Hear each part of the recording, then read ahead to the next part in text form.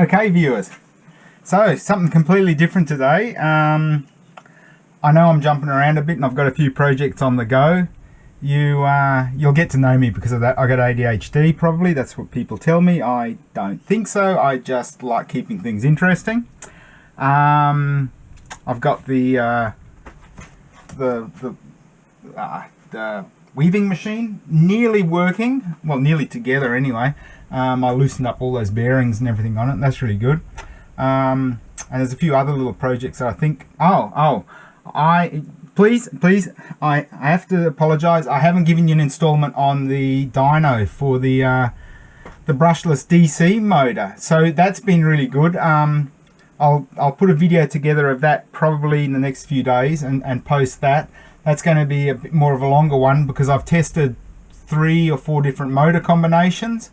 Got some interesting results. Not what I expected. Those motors actually generate a lot more torque down the bottom end than I expected if you can actually manage the heat losses from the current. I'd say I was pushing one of those motors well over 5 times its rated current. And in our application where I want to run it underwater, it'll get rid of that heat. In the air it got too hot after 10 seconds, but yeah, no, so that I'll post that in the next few days, so stay tuned for that. That's going to be a long one with some explanations. So what's just arrived is this box here. Some of you may know what this is. You may have already seen one. You might have got one yourself.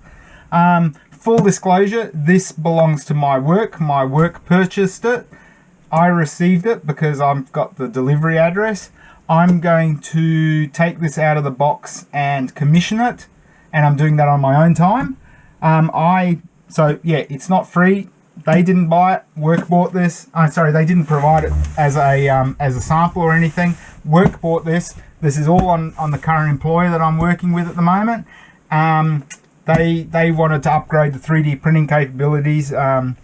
More so to have my availability more at work because I've been doing printing here at home, but they need me to manage projects and stuff in at work, so they said let's get a setup in there.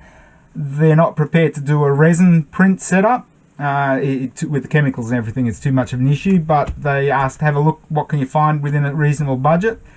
I came up with this one. The other one was the Maker Forge, which is smaller but it's a bit more set and forget, I think. I'm not sure. This one's had really good reviews. It's been out for about a year, I think. So it's the X1, so we can do the carbon fiber reinforced components. I'm really excited to unbox this and see what all the bits inside look like, and I'll probably put it together and fire it up and do a bit of commissioning, so stay with me now. I'm going to start taking this out and let's have a look what comes in the box. Hey, so this is actually a bit exciting. It's like buying a new toy, and it's really nice when your work can buy it for you. I suppose it's like all those other people that get free things to review for YouTube. Hint, hint. That would be lovely to get Christmas presents like this, man. I would give you some serious reviews. So yeah, this is I'm excited. It claims to be pretty well set and forget, so I should be able to help the guys at work set things up and just go with it. Yeah, apologies for the little tiny workshop I've got here.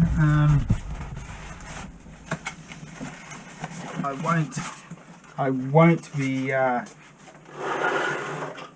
throwing these things away so that I can put it back in the box to take it to work.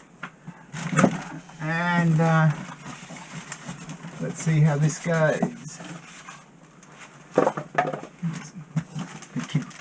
Kids love these things. I don't know. It's weird stuff.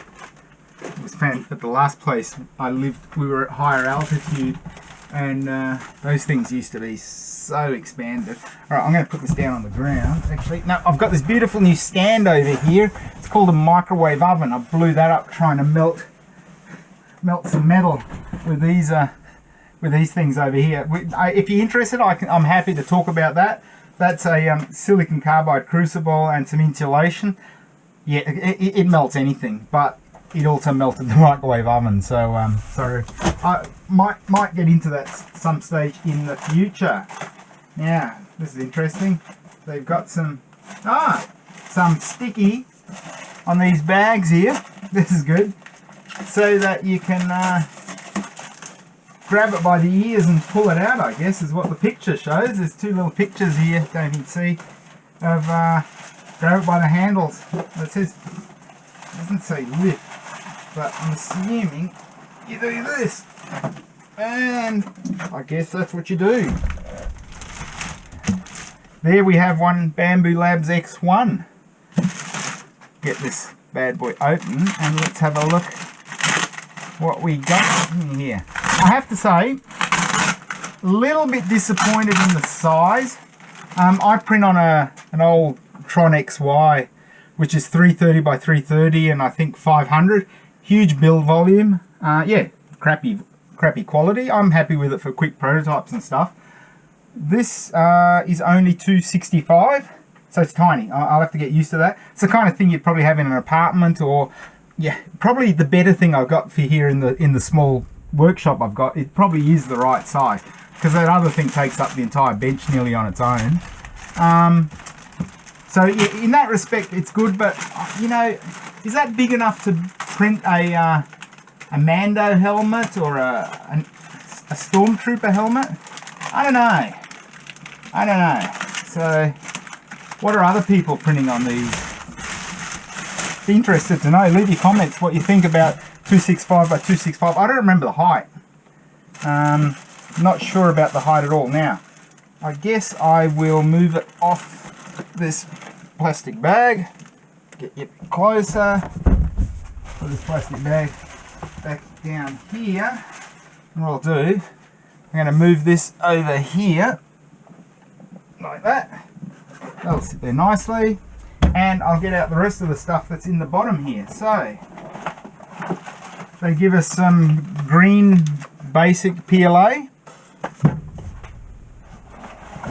some PLA carbon fibre, hence the foil wrap. Does it tell me I have to dry it? Because I found every filament I get, no matter what it's in, you need to dry it. I don't know. Temperature resistant spool, 70 degrees C, suggests filament drying conditions. 55 degrees C for 8 to 12 hours. Woohoo! So we're probably not doing any printing tonight. The third one is support for PLA. That's an interesting one. I'm excited to try that. It's not really a support, it's one layer that goes on the normal material you're printing with, so it doesn't have to change the print material that much. But it puts that one layer in which gives it support, but it's easy to separate, which I think is a really good idea. If I ever look at making a some sort of a feed adapter for different filaments in the other printer, in the old one, I reckon that would be my main reason to do it, I think. Not to change colours and stuff. Now, not much else in the bottom here, so I will leave this, except they've got a Bambu Labs model component kit 010. It looks like it's an outboard motor for a benchy. I don't know. Let's have a look at this. Sorry about that. My camera's tilting a bit there, I think. Is that a bit better? Yeah, there we go. Cutting the top of my head off. Make me shorter than I really am. What have we got here? These are those biodegradable soy plastic bags, I think. There we go. There we go. What have we got? Yes. It is. Hey, look at that. It's not 3D printed though. Probably if that came from Prussia, it'd be 3D printed.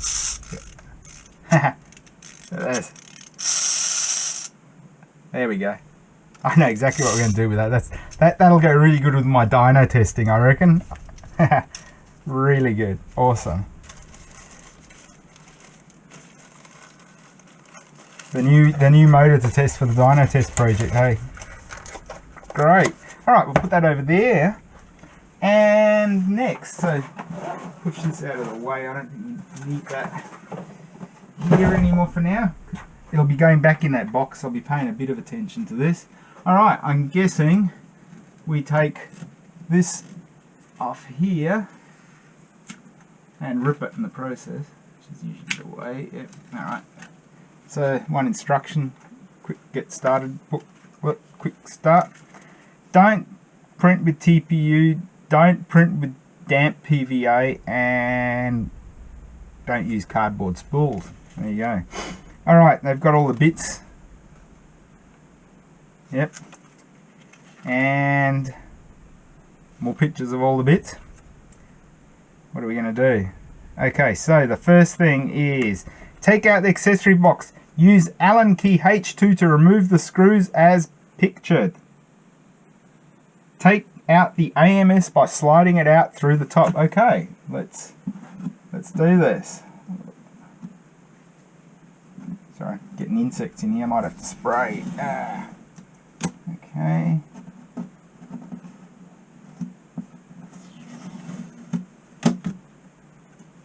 The glass top is sort of coming off. I mean, it is a nice professional looking self-contained unit. Much better than the open frame hobby thing I've got over there.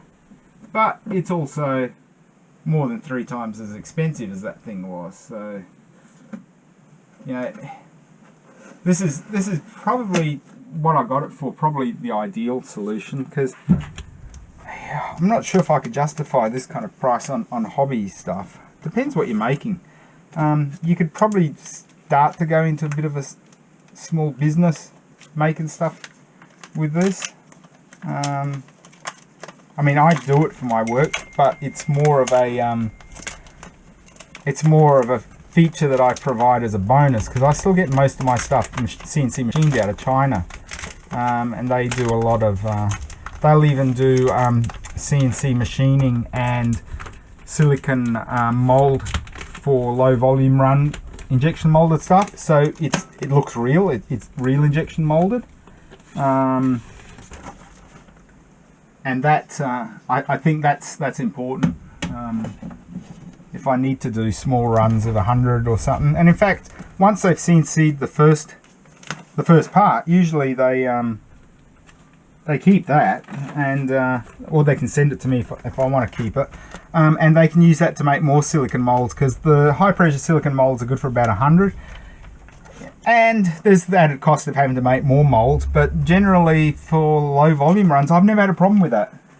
Admittedly, if I wanted to do 1,000, then I can get an aluminium mold made as well. So 3D printing's never been actually something other than when I need something. Like a few weeks ago, former client of mine called me.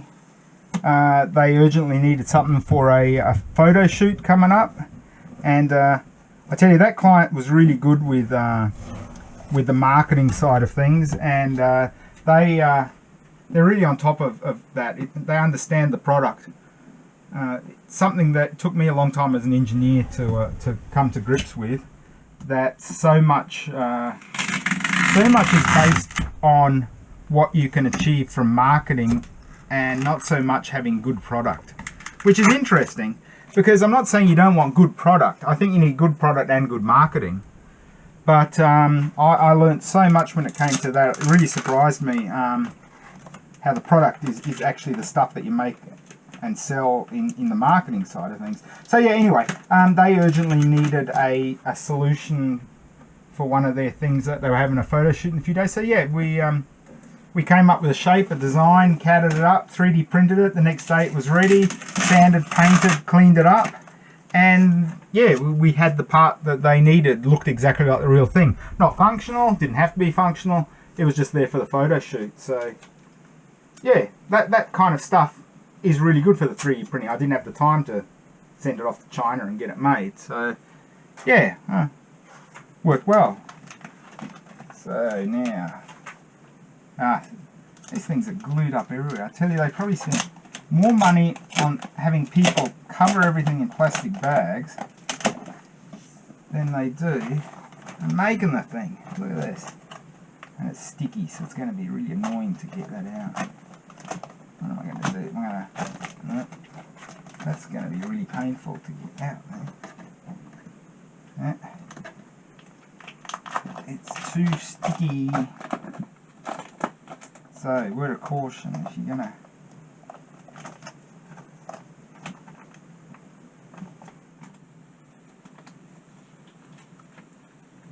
Nice if it had a door to open to get that off. It doesn't. Ah, here we go, this works. Leaves sticky stuff on everything. Don't like that. I really don't like that. They should have, really, I think they should have put that on there the other way, so that you can peel the sticky off the other way, because that's just left sticky on the outside of the glass, and I really hate that. That's a real shoddy oversight, that is. Probably really didn't need to glue it on at all, quite frankly. It would have held just fine if they'd have wrapped it around. So yeah, guys, if you want to talk to the people that are wrapping it up, great job wrapping it up. I can't fault you for that. But yeah, a bit more thought about what things really need to be glued together, hey? Okay. These bits are out. Yeah. Take this bit out. That's going to cause me grief. Like that, yeah. A whole lot's probably going to cause me a bit of grief.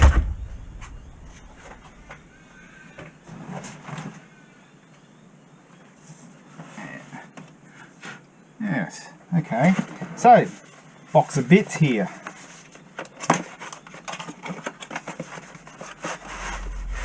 Now, still outside, I've got another box. I ordered a whole lot of consumables and bits and pieces. See, this is the other thing with those sticky tape things. It leaves. This is not a coating that is resistant against fingerprints and scuffs and stuff. So, got some bits in here. Got some grease, lubricant grease, something that says top, probably a spool holder, spare nozzle by the looks of it, 0.4mm. I ordered a few of those spare anyway, so there we go, a few more. Powerish cable, disclaimer and safety guides. Well, there you go. Okay, there's the Allen key. I claimed there was an Allen key in here. There is no Allen key in here. Yes there is. Okay, I lied. It's a very long Allen key. There's a very long Allen key. And there is a thing for cleaning the nozzle. And another very long, smaller Allen key. So I guess, according to what this said, we're going to go in. Sorry, I keep looking down at the phone. I just need to make sure that that we're still recording here. So we're going into 17 minutes. What I think I'm going to do, I'm going to take this a bit out and make this part 1, I reckon, because you guys don't want to listen for too long, or I might look at time compressing this. But yeah, I'll probably stop this video and continue it as a part 2, if you guys would like that. I guess, yeah, you can fast forward at your own pleasure too. But okay, so we have to unscrew 2 screws down here that release the hounds. Interesting. They're self-tapping. They're into plastic. They're not into metal. So that's interesting. This is on the build plate. It's got a textured build plate. I'm a bit excited about a textured build plate. I've never tried one before. I had a friend with a Prusa. I thought the texture was quite nice. It hid that first layer quite well. So, reckons you undo those screws, take out the AMS cushioning. I'm assuming it's these bits of foam that they've got in here. Yeah. And this one, actually that one may not get in the way, but let's see how we can, maybe we'll push it back in and see if we can lift this out. And it does sort of maybe come out. Yep, there we go. So that's one automatic filament feeding thing. Awesome. Now I can take this bit of foam out. I can lift up. There's a bit of foam in the little dump chute out the back. And there is a cardboard box around the dinky little extruder. How am I going to remove this without destroying the bit of cardboard? Can we move it across a bit? Awesome, there we go.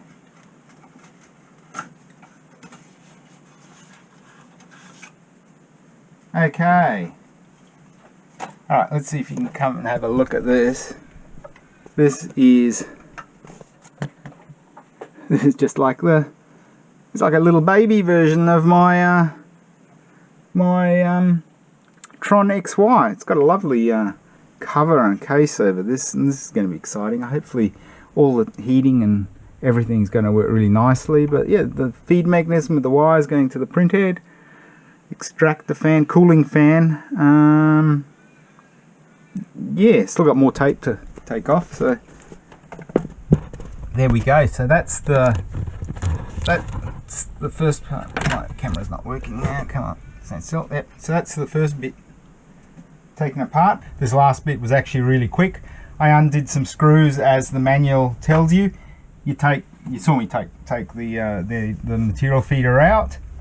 What it doesn't tell you is there's this big plastic thing on the bill plate that you've got to undo the 4 screws to take that out before you can start releasing the bill plate.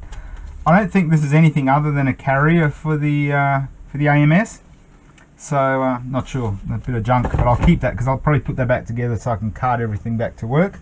On the back here, if you can see, I don't want to turn it too much, there's a 6-pin connector, runs to the AMS, goes into the side of this little box on the back, same with the feed tube, and then there's a 4-pin connector that goes in the bottom of that and connects into the back of the printer. That's everything that's on the back. And on the front, I've put onto here, I fitted this. So in here, there's 3 screws, here, here, and here that you can undo. There's your magnetic bill plate. I assume when we calibrate it, it'll move up and we'll take these bits off. Now, I'm going to have to stop recording now because my phone's connected to my GoPro, which I use for recording. Oh, and that's another annoying fact. GoPro won't let me start the app unless I have an internet connection. How am I supposed to use the app if I'm out whoop whoop? I mean, how many times are we out mountain biking somewhere and there's no internet? Can't use the app. It just sits there. It just hangs. So that's a bit frustrating. Maybe I need to get a newer GoPro. Maybe the new ones are better. I'm just finding more and more stuff these days. If it doesn't connect to the internet, it doesn't work.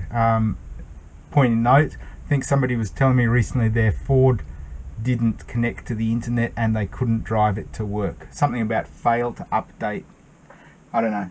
You need updates for your cars now, I believe they.